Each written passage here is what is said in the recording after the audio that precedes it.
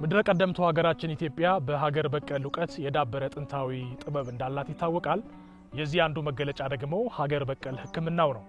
ምናልባት እንደ ቻይና፣ እንደ ጀርመን፣ እንደ ጃፓን የመሳሰሉ የሰለጠኑ ሀገራት ነባሩንና ጥንታዊውን ሀገር በቀል የሕክምና ጥበባችንን ከዘመኑ ጋር አዋህደን ባንጠቀምበትም በሀብት ደረጃ ግን አባቶቻችን አያቶቻችን በኢትዮጵያዊ ሀገር በቀል ሕክምና ጥበብ ዙሪያ በጣም የዳበረ ዕውቀት እንዳላቸው ይታወሳል። በዚህ ዘመን ይህንኑ ተስፋ በማድረግ ይህንኑም ደግሞ ከአባቶቹ በመረከብ በሀገር በቀል ሕክምና እጅግ በጣም የአንበሳውን ድርሻ ወስደው እየሰሩ ካሉ የዚህ ዘመን ወጣት ባለሙያዎች መካከል ዛሬ አንዱን በዚህ በጉለሌ የእጽዋት ማዕከል ውስጥ እንግዳ አድርጌ ልጋብዝላችሁ እዚህ ተገኝቻለሁ። አብራችሁ እንድትቆዩ በአክብሮት ጋብዛችኋለሁ። በቲክቶክ ፕላትፎርም ብቻ ከ800,000 በላይ ተከታዮች አሉት። በሶሻል ሚዲያ በሚያስተላልፋቸው የሀገር በቀል ሕክምና ዕውቀቶችና ጥበቦች ብዙዎቻችሁ የምትወዱት የተጠቀማችሁበት ባህር ዳርን ጨምሮ እዚህ አዲስ አበባ ደግሞ የሕክምና ማዕከል ከፍቶ ብዙዎችን እየጠቀመ ያለ የኢትዮጵያዊ ሀገር በቀል ሕክምና ባለሙያና ወጣት ተመራማሪ ዮሐንስ ሽፈራው የዛሬ እንግዳዬ ነው። አብራችሁን ቆዩ። እንኳን ደህና መጣ። እንዴት ነህ? ሁሉ ሰላም? ስለተገናኘን ደስ ብሎኛል በጣም። እኔም ደስ ብሎኛል። ጉለሌ የእጽዋት ማዕከል ልዩ ስሜት የሚሰጥህ ይመስለኛል ካንተ ሙያ አንጻርና እዚህ ጫካው ስንገናኝ ምን ተሰማ? ያው ከከተማው ይልቅ ተፈጥሮ ሁሉንም ባንድ ዞበት የምታገኘው ቦታ ይሄ ስለሆነ ያው የተረጋጋ ስሜት እንዲኖር ስለሚያደርግ እመርጠዋለሁ። ደስም ይለኛል። በጣም ጥሩ። አረፍ ብለን ማውራት እንችላለን።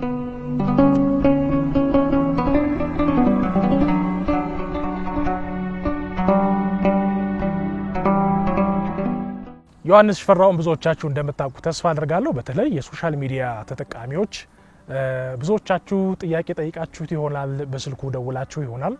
እንደገና ደግሞ አይድኑም አይሆኑም የተባሉ የሕክምና ኬዞችን ጨምሮ ለበርካቶች ፈውስን ያደለ ወጣት ባለሙያ ነው።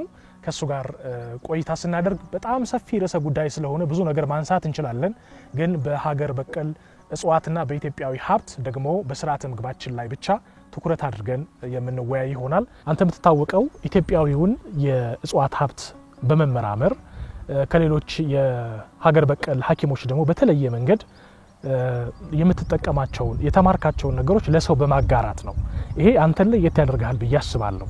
ከዚህ ቀደም የምናውቃቸው የሀገር በቀል ሐኪሞች ለአንድ ኬዝ መፍትሄ ይሰጣሉ፣ ነገር ግን ሚስጥሩን ብዙ አያጋሩም። ይሄ ልምምድ ከየት መጣ አንተ ጋር? ከራሷ ከተፈጥሮ። ምክንያቱም እኔ እናንተ የተፈጥሮ አንድ አካል ስለሆን ተፈጥሮ የሚያስፈልገንን ነገር በሙሉ ስትሰጥ ያው ያለምንም ዋጋ ስንረዳው ስንመረምረው የሚገባን እኛን ነው። ያለምንም አድሎ ሁሉንም ነገር ምግባችን፣ ልብሳችን፣ መጠጣችን፣ መጠለያችን በሙሉ የሰው ልጅ የሚያገኘው ከተፈጥሮ ነው። ስለዚህ ተፈጥሮ ለመስጠት ንፍግና ከሌላት ከራሷ ያገኘውን ነገር አንድ የተፈጥሮ አካል ሆነ አንተን ለሚመስል ህይወት ላለው አካል ብታጋራው ታተርፍበታለህ እንጂ አትከስርም። እሱም ሰርቶ ነው የምታየው። ያንን መንገድ ስለተጠቀምኩ ነው አሁን ከብዙሃኑ ልብ ውስጥም በብዙሃኑ አይንና ጆሮ ውስጥ እየተሰማው ያለው። እንግዲህ ስለ ተፈጥሮ ካነሳን ላይ ቀር የተፈጥሮ ታላቁ መገለጫ የሆነው የሰው ልጅ ከአምላካዊ ተፈጥሮ ጋር የተራራቀ ኑሮ እንዴት እየኖረ እንዳለ በተለያየ መንገድ ስትገልጽ ሰምቼ አውቃለሁና ለመሆኑ የኛ የሰው ልጆች እና የተፈጥሯችን መራራቅ የአካባቢያዊ ተፈጥሮ ሊሆን ይችላል ወይም ደግሞ በተለያየ መንገድ የሚገለጽ በሰው ልጅና በተፈጥሮ መካከል እየመጣ ያለው የላላ መራራቅ እንዴት ነው ባንተ እይታ? ምንድነው አሁን ላይ ይሄ ስልጣኔ ሲባል መሰረታዊ የሆኑ ማወቆች ላይ መሰረት ያደረገ አይደለም እላለሁ። የሚያስፈልገንን ነገር በአጭር ጊዜ ውስጥ ማግኘቱ ላይ ትኩረት እናደርጋለን እንጂ የሚያስፈልገን በልኩና በአግባቡ መሆን ያለበት። ስለዚህ የሰው ልጅ ሂደት በራሱ ቁጥራችን እየጨመረ በሚሄድ ሰዓት መሰረታዊ የምንላቸው ነገሮች አስፈላጊነታቸው እየጨመረ ሲሄድ ከተፈጥሮ ጋር ያለን ቁርኝት እየራቀ ይሄዳል። አላቂ ነገሮችን ማምረቱ ላይ ትኩረት እናደርጋለን። አላቂ ነገሮች ላይ ደግሞ ትኩረት እያደረክ በምትሄድ ቁጥር ምንድነው በቀላሉ የምታገኛቸው ጠቀሜታቸው ግን ያን ያክል እለታዊ ፍጆታን የሚሸፍኑ ግን ቋሚ የሆነ መሰረት አልባ የሚሆኑ ለችግርም የሚያጋልጡ ተፈጥሮ ጋር ስታይ ግን ሁሉም ነገር በቋሚነት አለ። ብዙዎችን ነገር ሰው ሰራሽ የምንላቸውን የሰው ልጅ እውቀት የፈጠራቸውን ነገሮች በሙሉ የምናገኘው እዚሁ ነው፣ ተፈጥሮን በመጠቀም ነው። ግን ቋሚ የምንላቸው መሰረታዊ ነገሮች እንዲሰጡን ማድረጉ ላይ ግን ተለያይተናል። እኛ እውቀትን የምንለካው በሚታይ በሚዳሰስ በሚጨበጥ ነገር ነው አይደል መሆን ያለበት። አሁንስ ባላቂ ነገሮች እየሆነ ስለመጣ እኔ አላቂ መሆን የለበትም ነው። ተፈጥሮ ሙሉ በሙሉ አላቂ መሆን የለባትም። አላቂ የሆነች በሚመጣ ብዙ ለውጦችን ነው የምናስተናግደው። በራሷ መንገድ መሆን አለበት።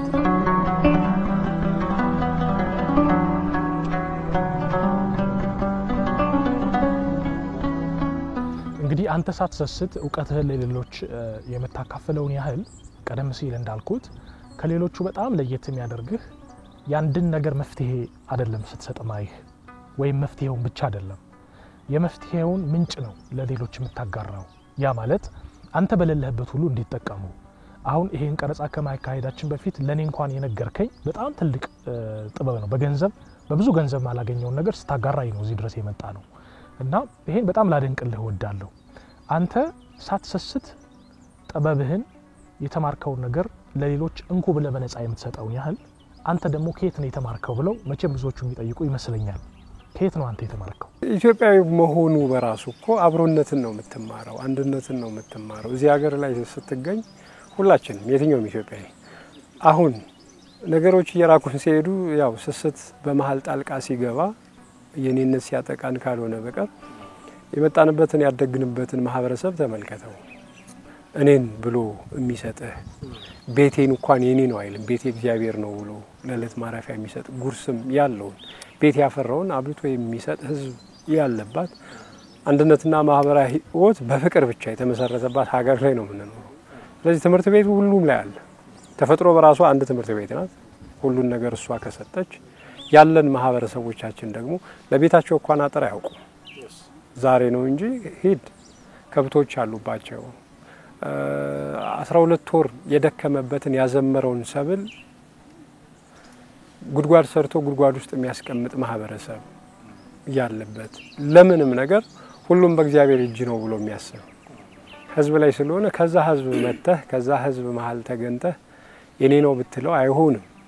ሁለት የበለጠውን ነገር ደግሞ መውሰድ ስትፈልግ የሚሰራው እንደዚህ ነው። ከ10 ምናምን ዓመታት በፊት ጀምሮ እንተዋወቃለን። ከበርካታ ጊዜያት በኋላ ሳገኝህ ያየሁት ዮሐንስ ሽፈራው እጅግ በጣም በሰዎች ዘንድ የተወደደ የታወቀ በብዙ ሺዎች የሚፈለግ ሰው ነውና በጣም የገረመኝ ነገር ላንሳለህ። ያው እንደሚያቀህ ሰው ዘመናዊ ሰው ነህ። የገበሬ ልጅ ነኝ ማለት ቢቀድምህም ግን ዘመናዊ ሰው ነህ። ከተማ ነው እኔ እናንተም የምንተዋወቀው። ይሄ ወደ ምን ይወስደኛል መሰለህ? ሀገር በቀል የሆነውን በብዛት አባቶቻችን በገጠሪቱ ኢትዮጵያ የሚያገኙትን እዛ አካባቢ ተወስኖ ያለውን ሀገር በቀል ዕውቀት ለመማር ፍላጎት ያደረብህ መቼና ከማን የተነሳ ነው? ማንስ ነው ያስተማረ ማለት ይቻላል? በርግጥ ያው እኔ ከተወለድኩኝ የ6 ወር ልጅ ሁኜ ወደ ከተማ እንደመጣው ነው የሚነገረኝ። አይኔን ስገልጽ ያገኘሁት ከተማ ውስጥ ነው፣ ያደግኩትም ከተማ ውስጥ ነው። ካደግኩ በኋላ የ9 ዓመት ልጅ ሁኜ በግ እንድጠብቅ ወደ ገጠር ተመልሼ ሄጃለሁ። ወላጅ አባቴን ያወቅኩትም ከዛ በኋላ ነው። አባቴ ዋና ካህንም ቢሆን ክህነቱ ለአገልግሎት ራሱን የሚመራበትና ልጆቹን የሚያስተዳድርበት ደግሞ የእርሻ ህይወት ገበሬ። እውቀቱም የመጣው በእነሱ ስለሆነ ያሳደገችኝ እናቴ ሁሌም ነው እማነሰው ስሟን። ወላጅ እናቴን አላውቅም። እኔ እናትም ዓለምም የሆነችኝ ሴት አለች። ከተማ ውስጥ አዋላጅ ነበረች። ማዋለድ ብቻ አይደለም፣ ሰዎች የተለያዩ ችግሮች ሲያጋጥሟት መፍትሄ ትሰጣለች እና ሁሌም ይሰራላታል።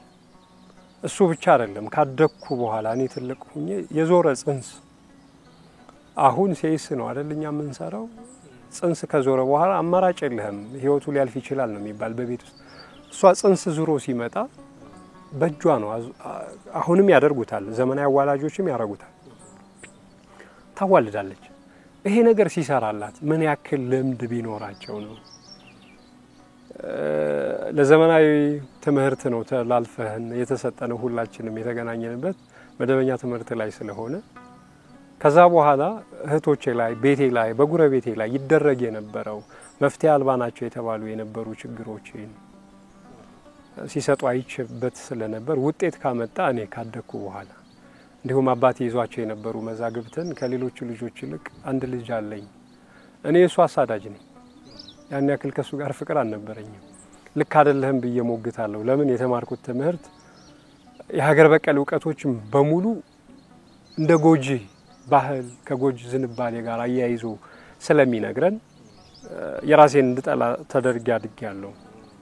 በኋላ አእምሮ ሲሰፋ ውጤቱን ትመዘናለህ፣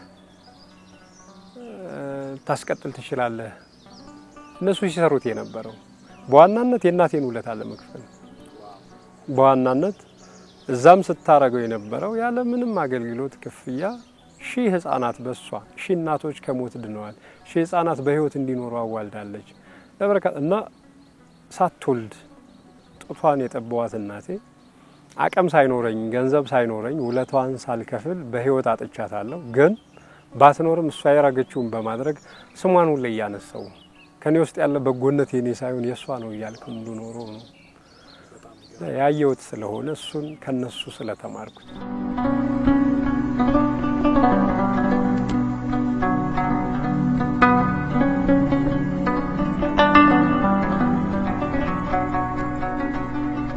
ሶሻል ሚዲያ ላይ እጅግ በጣም ያንተ ቪዲዮዎች ቫይራል ይወጣሉ።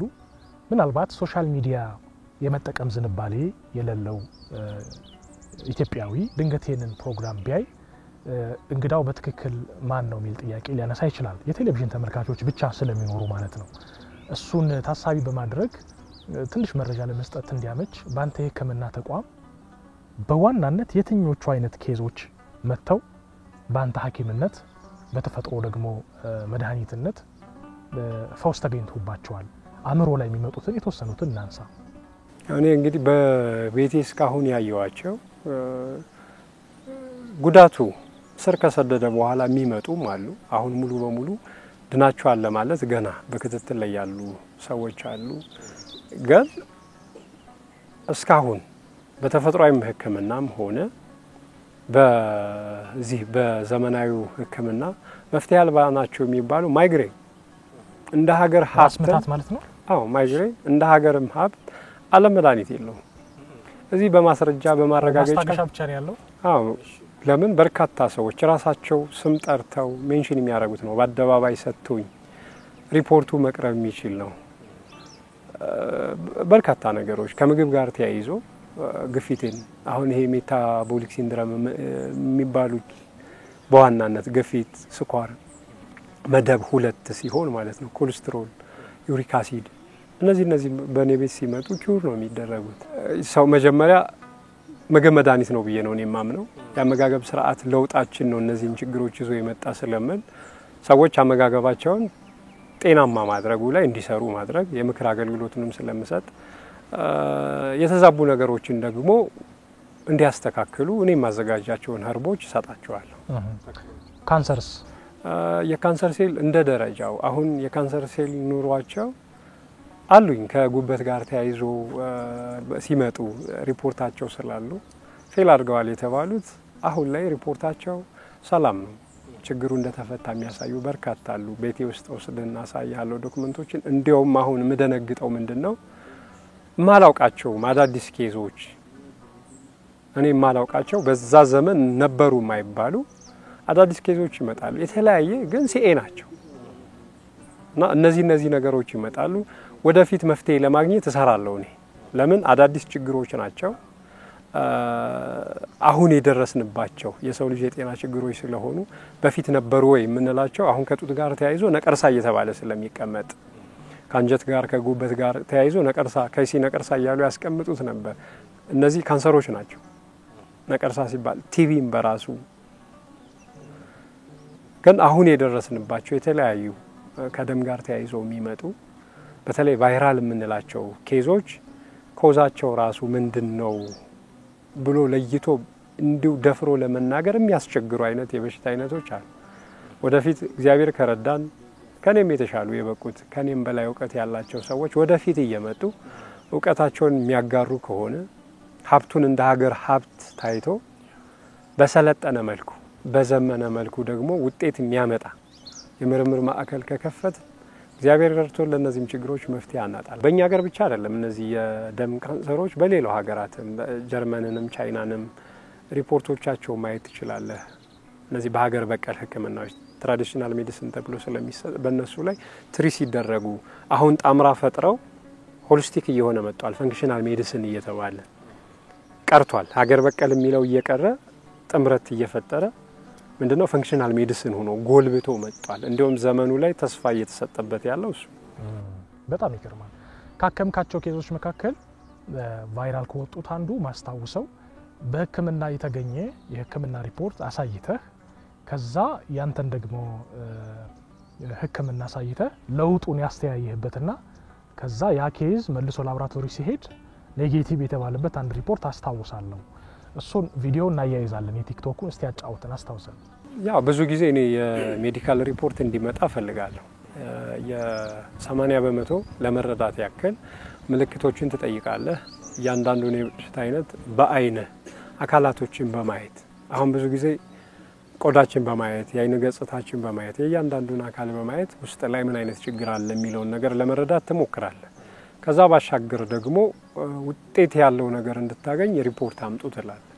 በፊት ሳሳየው የነበረው ሪፖርት ሰውየው በኋላ ነው ያመጡልኝ። እውነት ለመናገር ከዳነ በኋላ ራሳቸው ነው ያመጡልኝ። ሊያመሰግኑኝ ሲመጡ ነው። ግን መጀመሪያ ላይ እስኪ ያለውን ነገር አምጡልኝ ብዬ ነበር። ሰጣሁት። አቅምም ስላልነበረው የመታከም አቅምም ስላልነበረው ሰውየው መድኃኒቶች ሰጣሁት። እንዲሁ ሰርቪስም የሰርቪስ ቻርጅም አላደረኩትም። ከዛ በኋላ ሌላ ጊዜ ሄዶ ምርመራዊ ሲያደርግ ምንም ችግር የለብህም ተባለ። ንጹህ ነበር ጉበቱ። ከዛ ለምስጋና ሲሉ ይሄንን ነገር ለሱ ማሳየት አለብን ብለው አመጡ። ሲያመጡ ተስፋ እንዳለ አሁን በእንደዚህ አይነት ችግሮች ውስጥ ተስፋ የለም ተብሎ ስለሚታመን ተስፋ የትኛው ደረጃ ላይ ነበር ግን እሱ አይነቶች ስላሉት ብዬ ነው። አሁን ላይ ክሮኒካል ዲዚዝ ነው የሚለው እሱ ማይድን ደረጃ ላይ ደርሷል ነበር። እንደዚህ አይነት ኬዝ ያጋጠማቸው ሰዎች ሜንታሊቲም በስነ ልቦና ደረጃ ይጎዳል። አንድ ችግር ተስፋ ሲሰጠው ተስፋ ያኖራል። ተስፋ ከሌለ ያው ህይወት ከባድ ነው የምትሆነውና ተስፋ እንዳለ ውጤት ሲመጣ ደግሞ እኔ ያረኩት ከማለት ይልቅ እግዚአብሔር የሰውየውን ልቦና ሰምቶት ነበር። ያው ምክንያት አይደለም ያረገህ በየትኛውም ቦታ ላይ ምክንያት ስለሚያደርግህ እንደነዚህ አይነት ኬዞች አሁን ሲመጡልኝ ደስ ይለኛል። ቤቴ ላይ በርካቶች አሁን በቅርቡም አንድ ልጅ የውጭ ሀገር ጉዞ ነበረው። የሜዲካል ሪፖርቱ ይጥለውና ተመልሶ ይመጣል። ምን ኬዝ ላይ ማለት ነው? አሁንም ይሄ ጉበት ኬዝ ነው፣ ሄፓታይተስ ኬዝ ነው። ከሁለት ወር በኋላ ከሄደ በኋላ ሜዲካሉ አልፎ ላይቭ ባለውበት ነው ይሄው ጉዞዬ ባንተ አለቀ። ኦኬ ለጉዞ ደረሰለት ህክምናው ማለት ነው። ጉዞዬ ባንተ ተጠናቀቀ። ተስፋ ጥቼ ነበር። ስለዚህ ያለ እሱ ላይቭ ባለውበት ማስረጃዎችንም ለኔ ላከ። ላይቭ ባለውበት ደግሞ እንደሄደ እንደተሳካለት እሱ አበሰረኝ። ብዙዎች አሉ፣ በርካታ ነገሮች ደስ የሚሉ ነገሮች አሉ። ትንሽ አስከፊ የሚሆነው ነገር ሎዱ አሁን እየበዛ መጣ። ጫናው ሰው ጫናውን እኔ ላይ ያበዛው ሲመጣ አንድ ሰው ስለሆንክ እየደከመህ ትመጣለህ። በፊት የነበረህን ጉልበት እያጣኸው ትመጣለህ። እነዚህ ነገሮች ደግሞ ራሱን የቻለ ችግር ዘው ይመጣሉ እንጂ እስካሁን ባደረኳቸው ነገሮች እግዚአብሔር ይመስገን። ጤናን ከአመጋገብ አንጻር ብዙ ጊዜ ስታብራራ ሰማለሁኝ በአንተን ፕላትፎርም ላይና አመጋገብ ስንል ዞሮ ስለ ጤና ነው የምናወራው።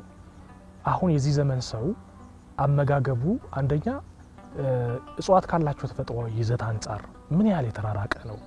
ጤናውስ ላይ ምን ጉዳት አስከተለ ብለህ ታስባለህ? ከበሳሰል ጀምሮ አሁን እኛ በኢትዮጵያኖች ሁሉንም ነገር አብስለን ነው የምንመገበው። በምን ያክል የሙቀት መጠን ይመሰላሉ የሚለውን ልብ እያልናቸው አይደለም። በምን ያክል ሙቀት ምን ተጠቀማቸው የቅባት አይነቶችስ ምንድናቸው የሚለውን ልብ እያልነው አይደለም። የወተት ምርቶቻችን ሁሉ ሳይቀር ያበሻላም 1 ሊትር ነው ልትሰጥ የምትችለው። የፈረንጅስ በርካታ ግን በይዘት የትኛው ነው የሚበልጥ? አንድ ሰው በቀን ከ1 ሊትር ወተት ላይ የሚያገኘው የንጥረ ነገር ይዘት ምን ያክል ነው ማግኘትስ ያለበት የሚያስፈልገው የሚለው ነበር መሰላት የነበረበትን አመጋገብ ላይ አመጋገባችን ከንግድ ጋር አስተሳስረናል። ምገባ ሌላ ጉዳይ ነው፣ የንግድ ስርዓት ሌላ ጉዳይ ነው። ነግዶ ውጤት ማምጣትና ይሄ የንግዱ ውጤታማነት ደግሞ የሚለካበት አሁን ብዙ ጊዜ ባጭር ጊዜ ውስጥ ብዙ ገቢ ላግኝ ብለህ አቋራጭ ነገሮችን ስትጠቀም በጤናህ የምትከፍለው ከሆነ የምታወጣው ከሆነ በልጅህ ባንድ ሰው ላይ ችግር ተከስቶ ያን ችግር ለመፍታት የሰበሰብከውን ነገር በሙሉ የምታጠው ከሆነ አደጋ ያንን ነው ማየት ያቆም ነው። ተፈጥሮ አንድን ነገር የምታዘጋጅበት የራሷ ጊዜ አላት በቂ የሆነ ነገር ይዞ እንዲሰጥህ። አሁን አብዛኞቹን ግን አሁን እየለወጥናቸው ነው ባጭር ጊዜ ውስጥ የሚደርሱ ያው አርቲፊሻል ይዘት ያላቸው ሃይብሪድ ያደረግናቸው ነው ምግቦቻችን በሙሉ። ስለዚህ ተፈጥሯዊ ይዘቱን ያጣል ማለት ነው። እንቀይረዋለን። አዎ ስለዚህ ተፈጥሯዊ ይዘቱን በመንቀይረው ሰዓት እኛ የተፈጥሮ አካል ከሆነ የምንመገበው ምግብ በእኛ የስርዓተ ምግብ አካል አልፎ ጤናማ ነው አይደለም የሚለውን መመልከት ያስፈልጋል። ችግሮች እየመጡ ያሉ በዚህ መንገድ ነው። አብዛኛው ምግብ መድኃኒት ነው። እኔ መድኃኒት ነው ብዬ አልሰጥም። ምግብ ነው መድኃኒት። መጀመሪያ ጤናማ አመጋገብ ይኖርህ ጤናማ ህይወት እንዲኖርህ ከጤናማ አመጋገብ ወጥተህ ችግሩ ሲገጥምህ ግን ለመፍትሄ የምትወስዳቸው ነገሮች እነሱስ ጤናማ ያረጉሃል ወይ? ከጥቅማቸው ተያይዞ የሚመጣው ጉዳቱ ብዙ ስለሆነ ሰው ህይወቱን ይርም ያስተካክል፣ ተፈጥሮን ይመልከት። አሁን ያንተን አመጋገብ እንድጠይቅ ያደርገኛል ይህ አገላለጽ በራሱ ለምን በጣም ጥንቃቄ ያለው ነገር ስለሆነ ሁልጊዜ የምታስተምረው እንደገና ደግሞ ላለፉት 12 አመታት አካባቢ 13 አመታት አንተን ሳቀህ አልተቀየርክም፣ አቋምህ እንደዚሁ ነው እና ይሄ ራሱ በጣም የሚያስገርም ነገር ነውና አንተ እንኳን የስታቀኝ በጣም ተለውጫለሁ፣ አንተ ግን ልክ እንደዚሁ ነውና ይሄ ስላመጋገብህ እንድጠይቅህ ያደርገኛል። አጋራን ያንተን አመጋገብ ስታይል። ማን ሲርበኝ ነው የምበላው፣ ሲጠማኝ ነው የምጠጣው። ያው ሰውነት ሲፈልግ የለም ሲጠይቀኝ ሰጠዋለሁ። ግን የምበላው አብዛኛው ነገር ብዙ ቅባት ያላቸው ነገሮች አይመቹኝም። ጥራጥሬ እንዲሁ ደግሞ የመድኃኒት ይዘት ያላቸው ተክሎች ከሆኑ አብዛኞቹን ለራሴ አደርጋቸዋለሁ። ማዘጋጃቸውን ሻዮች ለራሴ እጠጣለሁ። ምግብ ላይ ጥራጥሬ በጣም እወዳለሁ። አትክልትስ? ያው አትክልትም ቢሆን ሰው ሰራሽ ያልሆኑ አትክልቶች ኮክና በለስ እወዳለሁ በጣም። ከምወዳቸው ምግቦች ትርንጎ እወዳለሁ። ከያቅጣጫው በየደረሰበት የአየር ንብረት ልክ ትርንጎ እንዲመጣልኝ አደርጋለሁ። አትክልት ላይም ቀሎኝ የምበለው ምግብ ይሄ ነው ሚስጥሩ። አዎ ያመጋገብ ስርዓቴ። ስጋ ላይስ እንዴት ነው? ብዙም አይደለም። የዕለት ሲሆን ስጋ ሳር ተመግበው የለም ሳር ተመግበው ያደጉ ፍየል፣ በጎች የዕለት ሲሆን ቤት ላይ የምታረጋቸው ነገሮች ላይ ቀሎ ተበለዋለህ። ስጋ ለመገብም ሳይሆን ስጋ መገባለሁ ግን በጥንቃቄ። አዎ ጤናማ እንዲሆን እፈልጋለሁ። በጣም ጆ ከውጭ የመጣውን ዘይት ትጠቀማለህ? ለምን? እቤት አለኝ። ያው ከቤትህ ሙሉ በሙሉ ተከለክላለህ አይደለም። አንተ ፍቃደኛ ባትሆን ሰው ጋር ነውና የምትኖረው። እቤት ያለ ሰው የራሱ ምርጫ ነው። ለኔ ግን ይሄን አድርጉልኝ ይላል እኮ። ዘይትን በምን ትተካዋለህ? በራሳችን ዘይቶች በእኛው ሀገር ውስጥ በሚመረቱ እና እኔ አሁን እንኳን ቤት አለኝ ማምረቻም ለራሴ ከቤት ማምረቻ ስላለኝ ዘይት አምርተህ ነው የምትጠቀመው? ኦይሎችን እጨምቃለሁ ለመድኃኒትነት። አብዛኞቹን ኦይል እጨምቃለሁ። ስለዚህ መጭመቂያው እስካለኝ ድረስ ሰሊጥ፣ ኑግ እጨምቃለሁ ከቤት። ሌሎችም የቅባት እህሎች የሚሆኑ ለምግብነት ዝግጁ ናቸው ብያመንኩባቸውን ነገሮች እጨምቃለሁ። ተፈጥሯዊ የሆኑ ቅባቶችን በዚች ማሽን ነው የምናመርተው። እንግዲህ ይሄ ማሽን በቀን እስከ 80 ሊትር ዘይት ማምረት ይችላል። 2 ኩንታል ማክሲመም ማለት ነው የሚያመርት ማሽን ነው። ተፈጥሯዊ ወዲያው ማለት ነው። እንደዚህ ወዲያው የትኛውንም አይነት ቅባታማ የእጽዋት ዝርያ ብትሰጡት እንዲህ ነው እየጨመቀ የሚያወጣላችሁ። ለምን አገልግሎት የሚውሉ ዘይቶች በእኛ ተቋም እንደሚመረቱ በሌላ ቪዲዮ ይዤላችሁ እመጣለሁ። ግን ዛሬ የተለያዩ ቅባቶችን በቀላሉ በቤታችሁ ሆናችሁ በዚህ ማሽን በመጠቀም አምርታችሁ ለገበያ ማቅረብ የምትፈልጉ ሰዎች እንዴት ይሰራል የሚል አሰራርን ማወቅ ከፈለጋችሁ ቤቴ ክፍት ነው። መጣችሁ ለአጭር ጊዜ የሚቆይ ስልጠና መውሰድም ትችላላችሁ። እስቲ ወደ ኋላ ልመልስህ። የኢትዮጵያ ሀገር በቀል ሕክምና በዘመናት ሂደት በጣም በብዙ ሊቃውንት የእውቀት ሽግግር ውስጥ አልፎ የመጣ እንደሆነ ይታወቃል ይታመናል። ነገር ግን በኢትዮጵያ ሀገር በቀል ሕክምና ላይ የተሰማሩ ጠቢባን እውቀታቸውን በየዘመናቸው መፍትሄ ሰጡ እንጂ የእውቀት ሽግግር ላይ አልሰሩም ይባላል። ይሄ እንዴት ታይዋለህ አንተ? ፍርሃትም ጭምር ስላለ ነው። በነገራችን ላይ እውቀትን ማወቁ አይደል ከባድ ነገሩ፣ ወይም ለፈለገው ሰው መስጠቱ አይደል። ትልቁ ነገር ማስተዳደሩ። እውቀት ይገላል እኮ ጤናማ ብቻ አይደለም። ለመልካም ነገር እስካልተጠቀምክበት ድረስ ሌላውን ልትበድልበት ይችላል። ስለዚህ ለማላውር ሰው ዝግጁ ሰው ማጥ አብዛኛው የኛ አባቶች ይዘውት ሞቱ የጋን መብራት ሆኑ የሚባሉበት የሚያወርሱት ስላጡ ማስተዳደር ትችላለህ ወይ ነው የሚጠቅመውንም የሚጎዳውንም። አሁን የእውቀት አጠቃቀም ነው አይደል ሚዛናዊ የሚያደርገው። ዓለም በአንድነት የተስማማበት የኒኩለር እውቀት አለ። ለሰው ልጅ ይጠቅማል። መቼም ከረሚላ አይደለም ኒኩለር እንደ ታዳሽ ኃይል ሲታይ የኃይል አቅርቦት ነው።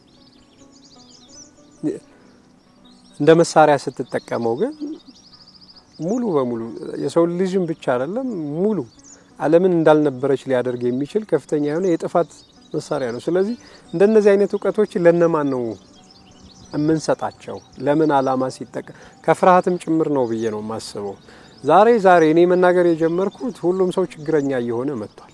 ለትንሹም ነገር የሚያማክረው ሰው ይፈልጋል።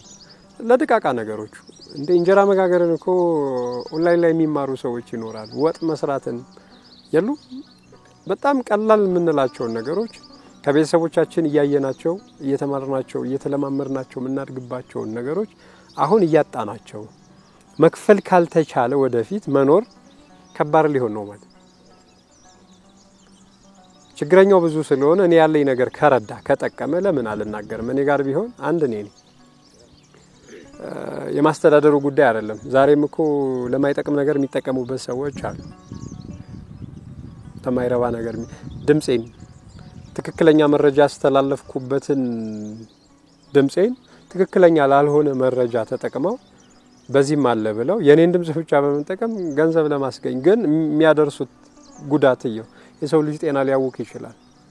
መረጃው የኔ ስላልሆነና አባቶቻችን ይፈሩ የነበሩት ማን ያስተዳድረው ኃላፊነትን መሸከም የሚችሉ ሰዎችን ባለመምረጣቸውና ባለማግኘታቸው ይይዙታል። ሲያገኙ ግን ይሰጣል። ማሳያ ይሄው ያየህኝ ነው። ከነሱ ባይመጣ ኑሮ እኔ ያወኩት ምለው ነገር ኑሮ ባይኖር ከኔም የተሻሉ አሉ እኮ በየቦታው።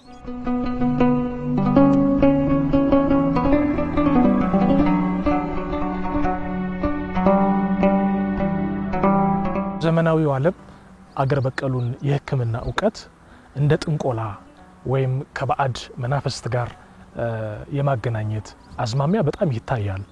ይህን እንዴት ነው አንተ የምታየው? እንግዲህ እንደኛ ሀገር ከሆነ እንደ ኢትዮጵያኖች ጥንቆላን አያውቁም። ኢትዮጵያኖች ጥበበኛ ናቸው ሲባሉ ስነ ፈለክን ስነ ህይወትን ጠንቅቀው ተረድተው አሁንም ማሳያ ያለን ነገሮች በሙሉ ማለት በስነ ፈለክ ምርምራችን በስነ ህይወት ምርምራችን ሌላው ቀርቶ ስነ ህይወት ላይ ነው የኪነ ህንጻ የምህንድስና ጥበባችን ዓለም ያልደረሰባቸውን ነገሮች መሬት ላይ አሁን ማህተም አርገው ያሳዩ እኮ ኢትዮጵያኖች ናቸው። ስለዚህ ዕውቀት ሽም ያለው ያንዱን አጣጥለህ ካልሆነ በቀር አንተ የምትጎለብትበት ነገር ስለሌለ ጥንቆላን እኛ እናውቁ። ጥንቆላን የሚያውቁ ምዕራባውያኖች ናቸው አሁንም ድረስ።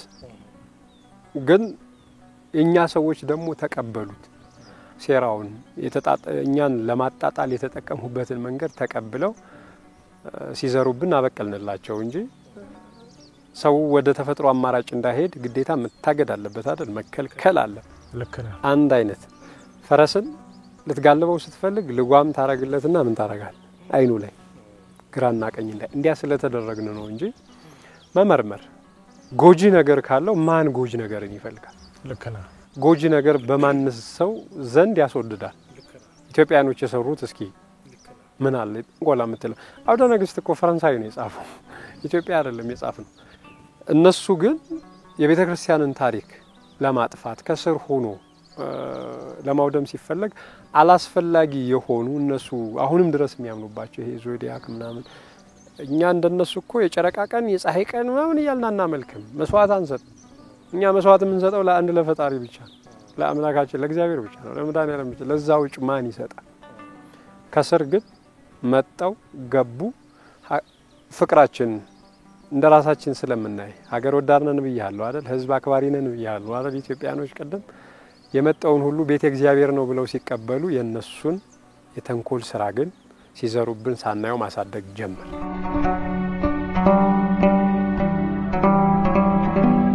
እንደው አይነ ስለሚያያቸው ፊት ለፊት ስላሉ እጽዋት እንድታወራኝ ብዬ ነው። ለምሳሌ ይሄ ለምን ሊጠቅም ይችላል? ስሙስ ምንድነው? ግራዋ ነው ይሄ። እሺ እኛ ሀገር ላይ እንግዲህ የተለመደው እቃ ለማጠብ ብቻ ነው። በአጋጣሚ ግን አጋጣሚ ሆኖ ስትሮክ ካጋጠመ ድንገተኛ መጋኛ ነው የሚሉት፣ መጋኛ ይሉታል፣ ቁርባ ይሉታል። ድንገት ደም እንኳን ደም ይሄ ጉበት ላይ ልብህ ላይ ደም ቋጥረው ለህይወት እልፈት እስከሚያጋጥም ድረስ የደረሱ ነገሮች ተጨምቆ ይሄ አንደኛው ግራዋ፣ ጊዜዋ፣ አሽዋጋንዳ የሚባለው ማለት ነው። አሁን ከሌላ ሀገር አይተዋል አይደል? ጊዜዋ በእኛ ሀገር ምንድነው የሚባለው?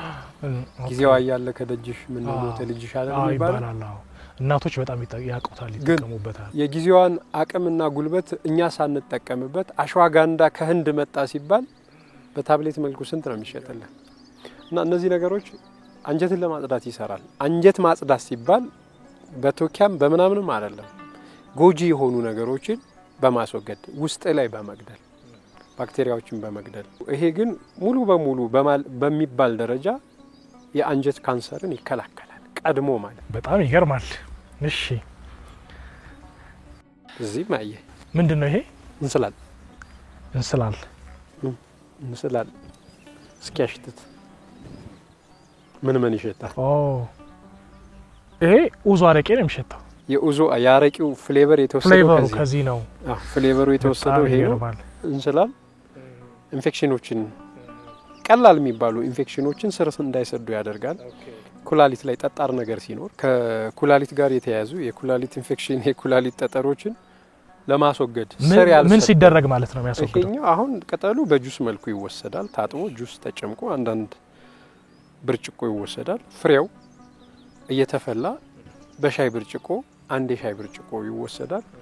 እንስላል በርካታ ጥቅሞች አሉ። ያው እንግዲህ ይሄ ዲቶክስ የሚባለው ስርዓት ማጽዳት ሲባል የጽዳት ሰራተኛ አካላቶች አሉ። ሳምባ የጽዳት ስራ ነው የሚሰራው፣ ጉበት የጽዳት ስራ ነው የሚሰራው፣ ኩላሊት የጽዳት ስራ ነው የሚሰራው። የነሱን ጤናማነት ይደግፋሉ። ዋው ቶክሲክ የምንላቸውን ወይም ጎጂ ንጥረ ነገሮችን ከሰውነታችን በሽንት መልኩ በላም መልኩ በሰገራ መልኩ እንዲወገዱ ያደርጋልና ይረዳል። እንደዚህ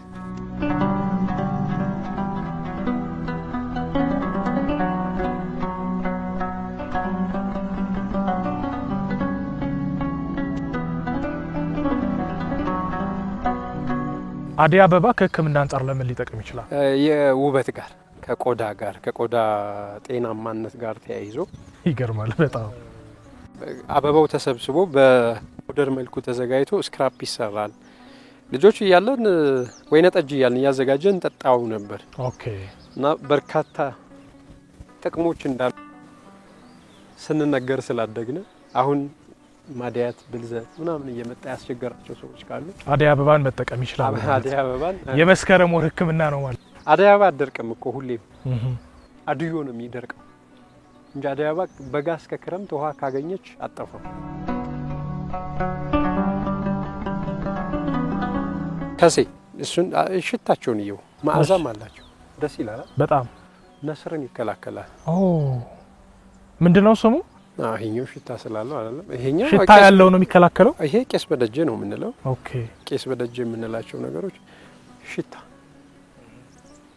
አላቸው አይደል? ይሄ መተንፈሻ አካልህን ጤናማነት ይጠብቃል። እንዲሁም ደግሞ ደም ሲፈስ ከሳይንስ ጋር ለተያያዘ ሲያጋጥም አፋጣኝ መልስ ነው የሚሰጠው። ድቃቃ ይመስሏል እንጂ እነዚህ አሽከት ናቸው። ናየው የህፃናት ቶንሲል ሲያጋጥም። ኦኬ በጣም ይገርማል። እና አሁን ምን ወልዳቸው ልጆች በቶንሲል እየተጠቁብና ነው ሁሉ። ተፈጥሮ ግን ቀድማ ያዘጋጀችው በጣም መድኃኒት አለ። እስቲ ወደታችን ወረድ።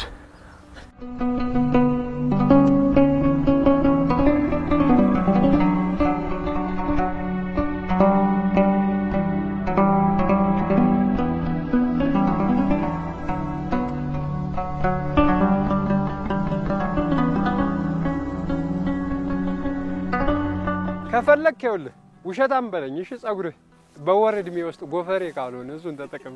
በነገራችን ላይ ተመልካቾች ካሜራማናችን መላጣ ስለሆነ ነው። አብዛኛውን ሰው እያስቸገረ ያለው ደግሞ የቁስለት ነው አይደል? የአንጀት ቁስለት ምንም አይነት አደጋ ሲያጋጥምህ እጅ ላይ ልትቆረጥ ትችላለህ። ደም እንዳይፈስ ሲፈለግ ቁስለቱ ደግሞ የተለያዩ ኢንፌክሽኖች ፈጥሮ ወደ ሌላ ነገር እንዳይቀየር ከተፈለገ ይሄ ጎርጠብ ነው የሚባለው። ይሄ ተክል የአንጀት ውስጥ ቁስለትን ሳይቀር ያክማል። የአንጀት ቁስለትን በሙሉ ያክማል። ውጫዊ ደግሞ ተግባራዊ ይደረጋል። በርጥቡ ተወቅጠውና ጉዳት የደረሰበት ቦታ ላይ ታስርበታል። ተዘጋጅቶ ደግሞ ተፈልቶ አድርቀህ እንደ ሻይ ብትወስዳቸው የአንጀት ውስጥ ቁስለቶችን ሙሉ በሙሉ ያክማል። አሁን ላይ ይሄ እንግዲህ እየጠፋ መጥቷል በኬሚካል ርጭቱ ምክንያት።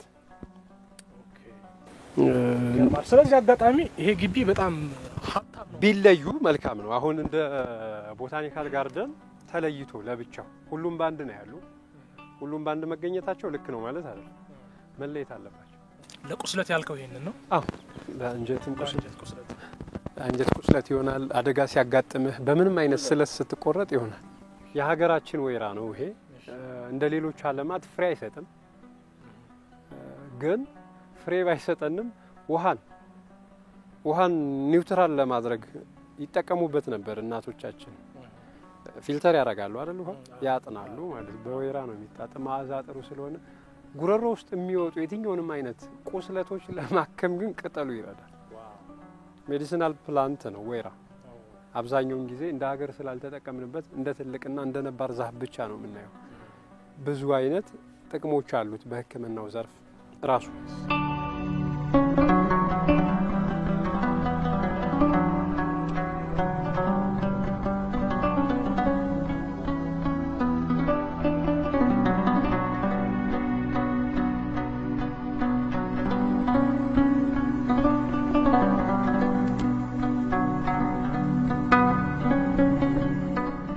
ጎጂ ነው ተብሎ ነው አይደል የሚታሰበው። ብዙ ጊዜ ከመምረር ውጭ ያለፈ ሌላ ነገር የለውም። ግን ነገር ሁሉ በልኩ ስለሆነ ስትወስድ በልኩ። ስለዚህ በሻይ መረረኝ ያልክ አይደል አንተ? በሻይ አይደል ተጨምቆ ብቻ ነው። አንድ ስኒ ጭማቂ ቢሰጥ ሰውነትን ለማጽዳት ይረዳል። አንተ ነው መራራ ያልከው። የመጀመሪያ ጊዜ ስለሆነ እኔን አይመረኝ። ተፈጥሮ አትነፍገኝም ታውቃለህ። ምክንያቱም ልሰጠው ስለሆነ እሷ ልሰጠኝ ደግሞ ለኔ በሩን ዘግታብኛል።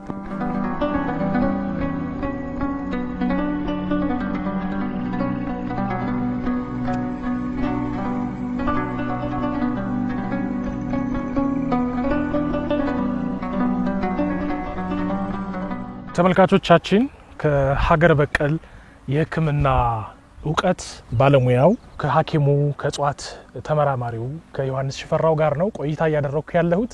አጋጣሚ ያለሁበት ግቢ ጉለሌ እጽዋት ማዕከል ለምናወራው ኮንተንት በጣም አመቺ ስለሆነ የተወሰኑ እጽዋትን ከነጥቅሞቻቸው ቀደም ሲል እያሳየን ነበርና በተወሰነ መጠን አሁን ጨዋታችንን እንቀጥላለን። የብዙ ሰው ድክመት ብዬ ማስበው በደጁ በጓሮ ያሉትን እጽዋት ብዙ ማያውቃቸውም፣ አይለያቸውም። በስም ቢለያቸው እንኳን አጠቃቀማቸውን ብዙ አያውቅምና የባህል ሕክምናን እውቀት ሰው እንዴት ማዳበር ይችላል? ከጓሮ ከግቢው ከመንደሩ በመነሳት መናቅ ነው እንጂ እኮ ትምህርት ቤቱ አለ። አሁን መናቅ ማለት መተው፣ ያንን ነገር እንደ ጠቃሚ ነገር አለማየት ነው እንጂ አንድ እናት ለልጇ ምን መስጠት እንዳለባት ታውቃለች። ቆረቆር ሲያጋጥም የጭንቅላት ላይ ቁስለት ቤት ለቤት ነው እኮ የምትታከመው። የሆድ ውስጥ ሆድ ሲቆርጥ፣ ጥርስ ሲያም፣ እነዚህ ነገሮች እኮ የምናውቃቸው ነገሮች ናቸውና መማር የፈለገ እኔ ሁለንተና ትምህርት ቤት ናት ብዬ ነው ማለት። ሁሉም ሰው ጋር የየራሱ የሆነ ልምድና እውቀት ስላለው አንተ ፍቃደኛ ሆነህ ተቀበል። አይው ያስበላኛል አይደል? ልክ ነው። አንተ ፍቃደኛ ሆነህ ከተቀበልክ ሁሉም ቦታ ላይ እግዚአብሔር ከፈቀደ ወደፊት ሀገራዊ እውቀቶችን የምናስተምርበት ማዕከል ገንብተን በትምህርት ስርዓቱ እንመጣለን ብዬ ተስፋ አደርጋለሁ። ያለውን እውቀት ደግሞ ሳይሳሳ የሚሰጥ ሰው ሳይሳሳ እንዲሰጥ በሩን ከፍተን ሁሉም ሰው ሀገራዊ ነገሮችን የሚያጎለብትበት መድረክ ይፈጠራል ብዬ አስባለሁ። በጣም ጥሩ። ግራዋ ለመጀመሪያ ጊዜ ያስበላኝ ጆን ነው። አሁን እጽዋትን እያየን በነበረ ሰዓት በጣም መራራ እንደነበረ ነው ማቋፊ ውስጥም ያለው ጣም እሱ ነው። ግን ለጤና ይበጃል ብሎ ነው ግራዋ ያስበላኝ። በዛ ምሬት ውስጥ ሆኜ ነው አሁን እያወራው ያለውትና እኔ ራሱ ደጄን አስተዳደጌን በጣም እንዳስተውለው ነው የረዳኸኝ። እንደው እንደማጠቃላይ አንድ ነገር ላንሳ። በርካታ ሰዎች ይፈልጉሃል፣ በስልኮች ላይ ይደውላሉ። አንተ ደግሞ በጣም በስራ የተጠመድክ ሰው ነህና ፈልገው ላላገኙ ሰዎች ወይም እርዳታህን ለሚሹ ሰዎች ምን መልእክት ታስተላልፋለህ? ላስተላልፈው የምፈልገው መልእክት መጀመሪያ ስመጣ የራሴን ተነሳሽነት ፍላጎቴን ድሮ ብታውቀኝን ዮሐንስ ያለኝን ነገር ማጋራት ያለኝን ነገር መስጠት አሁንም ውስጤ ላይ የንግድ እንትን የለው እውቀቴን ሳንቲም ላገኝበት ሐሳብ የለኝ ሰው ከሆነለት ያንን ጥረቴን በሚችለው ነገሩ ደግፎኝ በሚችለው ጉልበት ሰው ማዋጣት ይችላል። እኔ ፍቃደኛ ነኝ እንደነዚህ አይነት ነገሮችን የሚፈልግ ሰው አለ ብሎ መስጠት ይችላል። መጥቶ ወስዶ ከኔ መስጠት ይችላል። እና ሁሉም ጫናው ሲበዛ ሁሉም ሰው ላይ ያገኘኝ ይችላል። እኔም መስጠት ሳልችል ስቀር ደግሞ በጣም ልቤን የሚሰብረው አሁን ሰው ይመጣና መስጠት አይችልም፣ ማገልገል ሁሉ አትችልም። የሰው እንደ በፊት ቢሆን ያው ባህር ዳር ብዙ ነገሮችን ሰርቻለሁ። አንተ ተጠቃሚው ውስን ነበር ቁጥሩ። አሁን ግን እየጨመረ መጣና በሚቻለው መጠን የለም እንደነዚህ አይነት ነገሮች በህብረት ስንሰራቸው ነው የሚመጡትና ሁሉም ሰው ያንን ቢረዳ አቅሜ አሁን የኔ አቅም ውስንነት አለበት። እኔን ራሴን እየፈተነኝ ነው ከሰው አንፃር እንጂ አዲስ አበባ ላይ አሁን እገኛለሁ። ገርጂ ማንኛውም ሰው መጥቶ ኒው ፕላትፎርም ላይ ያሉትን ነገሮች ከኔ ያሉ ነገሮች ያስፈልጉናል የሚሉትን ነገሮች አግኝተው መሄድ ይችላሉ። ግን እንደ ሁሉም ሰው ከተለያየ ዓለም ስለሆነ ሰው የሚመጣ ማልገኝባቸው ቀኖች ይበዛሉ። ይሄው አሁን እንዳልኩ ተፈጥሮ ልትሰጠኝ ፍለጋን ይወጣል። ፍለጋ እወጣለሁ። በዛ ሰዓት ላልገኝ ይችላልው። ማልን ሰራባቸው ለዝግጅት ያልኳቸው ቀናቶች አሉ። በስራ ሰዓት እዛ መጥተው ማግኘት ይችላሉ። ሁሉም ሰው ከሌላው ሰው እርዳታንና እገዛን ከሚፈልግ ይልቅ አስተምህሮቶች ጉልበት ካላቸው ይጠቅማቸዋልና ቤታቸው ላይ ይተግብሯቸው። በየጓሯቸው ዘርን ማቆየት ለትውልድም ጭምር ነው። እጽዋትን መንከባከብ ለሀገርም ጭምር ስለሆነ ቤታቸው ላይ መትከልን ይለማመዱ። ከቤታቸው ማቆየት ማዘጋጀቱን መለማመድ በሰፊው ቀጥታ እርዳታውን ከሰውየው ባይፈልግ ሰው ይሄ አጋጅ ነው ብዬ ነው ማመን። በጣም ትልቅ መልእክት ነው። ለነበረን ቆይታ እዚህም ስለመጣ ላጋራህን ቁም ነገር በጣም እጅግ አድርጌ አመሰግናለሁ። የተከበራችሁ ተመልካቾቻችን ከኤንቢሲ እሁድ በዛሬው የእንግዳ ፕሮግራማችን ሀገር በቀል ሐኪምና የእጽዋት ተመራማሪ እንዲሁም የስነ ምግብ አዋቂ ከዮሐንስ ሽፈራው ጋር ቀደም ሲል ደስ የሚል ቆይታ አደረግን። ለነበረን ቆይታ ከዚህ ከጉለሌ የእጽዋት ማዕከል እናመሰግናለን። አሁን ለቀሪ ፕሮግራሞች ወደ ስቱዲዮ መለሳለሁ። በድጋሚ መልካም ቆይታ።